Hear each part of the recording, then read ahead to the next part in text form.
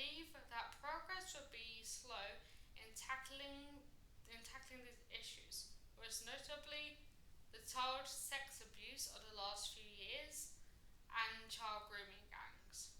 Both the Labour and the Conservative governments have introduced measures into tackling these issues, putting in measures to ensure that there is compensation for victims and ensure that people will be held accountable for their actions.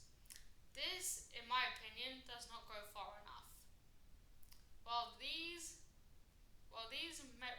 measures are commendable, these raise further questions into how these measures will tackle grooming gangs.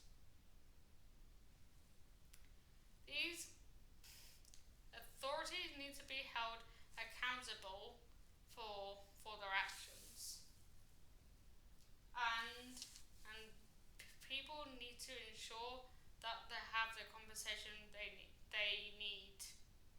Mental health services are at breaking point, and local services are struggling to provide adequate social care for those who need it. Local authorities are also struggling to ensure they have the adequate social infrastructure they so desperately need. This is not the case.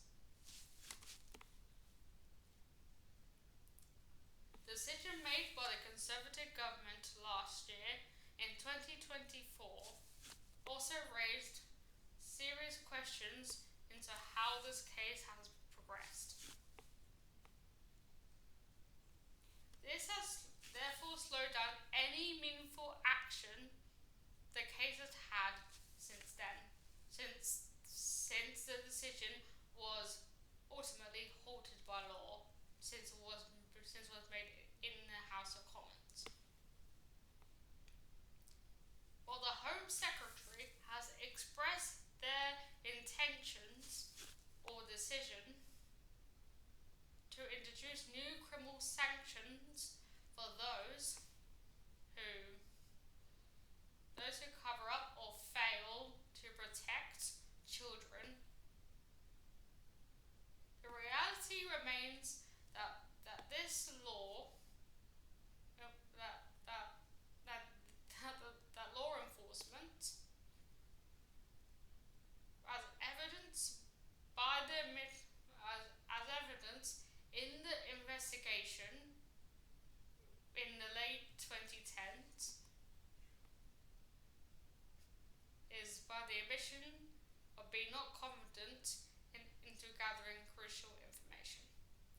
The protection of children and the pursuit of justice in the victim of abuse should be non-negotiable. But without a radical shift in approach, we are left with little more than well-meaning